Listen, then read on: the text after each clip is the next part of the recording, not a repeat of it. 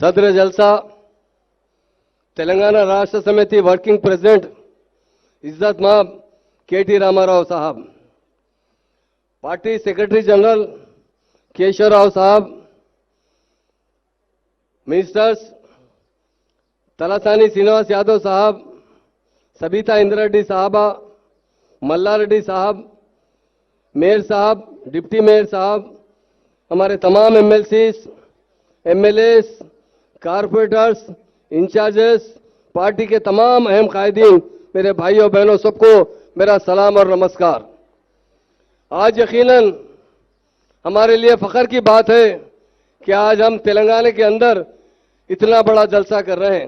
ये तेलंगाना राष्ट्र समिति जो पार्टी बनी है तेलंगाना हासिल करने के लिए, हमारे ऑनरेबल सीएम साहब के चंद्रशेखर राव साहब ने 2001 में पार्टी बनाई थी।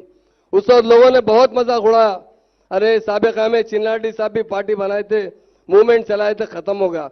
मगर हिंदुस्तान में अगर कोई लीडर पैदा हुए तो 18वीं सदी में गांधी जी पैदा हुए और 19वीं सदी में केसीआर साहब पैदा हुए।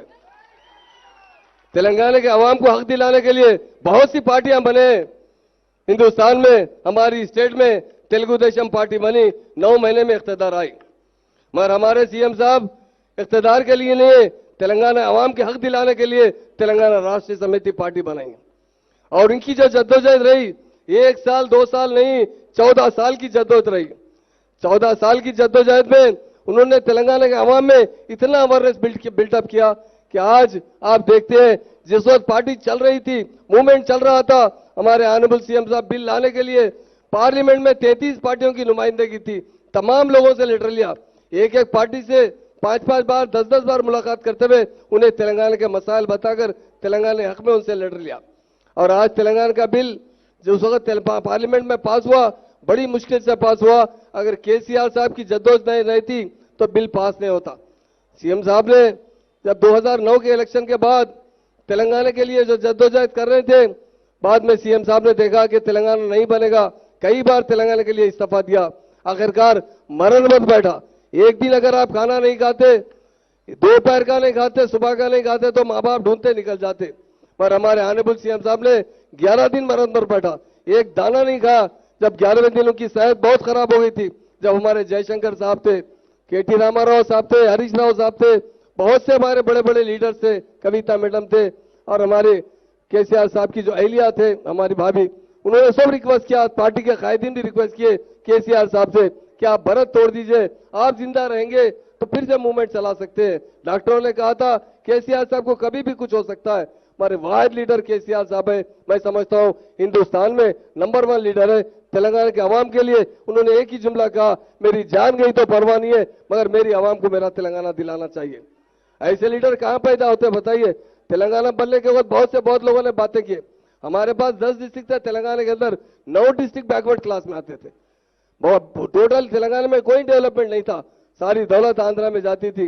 लोग उस वक्त सवाल करते थे केसीआर साहब से, साहब तेलंगाना बनेगा तो नेक्सटिज्म कैसा खत्म करेंगे, तेलंगाना बनेगा तो लैंड ऑर्डर कैसा कंट्रोल करेंगे, तेलंगाना बनेगा तो हमारे फार्मर जो खुदकशी कर रहे हैं उन्हें कैसा रोका जाएगा। आप जानते हैं हिंदुस्तान में कहीं फार्मर्स की जो सपोर्ट हुई है हमारे तेलंगाना स्टेट में, वो हिंदुस्तान में कहीं दुनिया में भी नहीं हुई है। आज हमारे फार्मर्स सारे के सारे खुशहाल है। रैतु बंधु, रैतु बीमा देकर उन लोगों को सीएम साहब ने खुशहाल बनाया।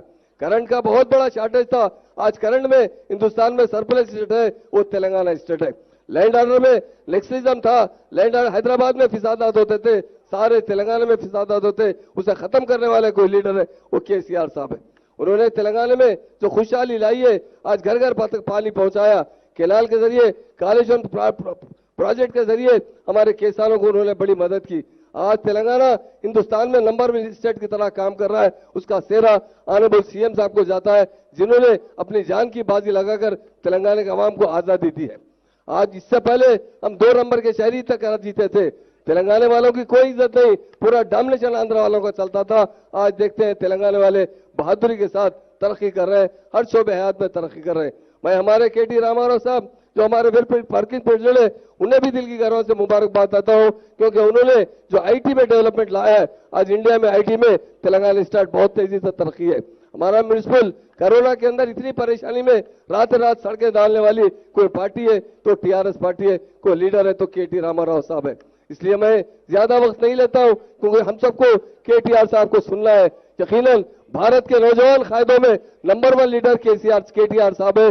बहुत से लीडरों के कायदीन बहुत नौजवान कायदीन है, पर केटीआर साहब की जो सलाहियत है वो सलाहियत किसी में नहीं है। इंशाल्लाह हमारा तेलंगाना, मैं एक बात कहता हूं, हमारे तेलंगाना के जो बहादुर नौजवान यहाँ बैठे हैं, हमारी बहनें बैठे हैं, हर किस्म की कुर्बानी देकर तेलंगाना पार्टी का साथ देते हुए तेलंगाना में हमारी पार्टी और केसीआर साहब को मदद की है। मैं यकीन से कहता हूं आने वाली टाइम तक और 25 साल तक कोई पार्टी आने वाली नहीं है। बड़े बड़े दावे करने वाले बेवकूफ लोग हैं, वो समझते हैं कि तेलंगाना के अवाम टीआरएस पार्टी को और केसीआर साहब को आने वाली नस्ल तक नहीं भूल सकते। उन्होंने इस तेलंगाना को आजादी दिलाने में सबसे बड़ा रोल अदा करते हुए पार्टी बनाकर आजादी दिलाई है। आज तेलंगाना स्टेट सारे हिंदुस्तान में पर हेड इनकम में नंबर 1 है। आज मैं ही तारीफ नहीं कर रहा हूँ, हिंदुस्तान के बड़े बड़े कायदीन, प्राइम मिनिस्टर हो या होम मिनिस्टर हो, हर कोई तारीफ करता है कि तेलंगाना में कितना अच्छा लैंड ऑर्डर है, तेलंगाना में कितने अच्छा तरीके से, कितनी अच्छी तरक्की से ऑनरेबल सीएम साहब यहाँ तरक्की दिला रहे हैं। इसलिए मैं तमाम मेरे भाइयों बहनों, बहुत से हमारे पुराने कायदीन यहाँ है जो 2001 से काम करते आ रहे हैं, यकीनन उनके साथ भी जरूर इंसाफ होगा और सबको अपना हक मिलेगा। मुझे जो वक्त दिया गया है उसके लिए मैं शुक्रिया अदा करता हूँ। जय तेलंगाना, जय जय तेलंगाना। Thank you.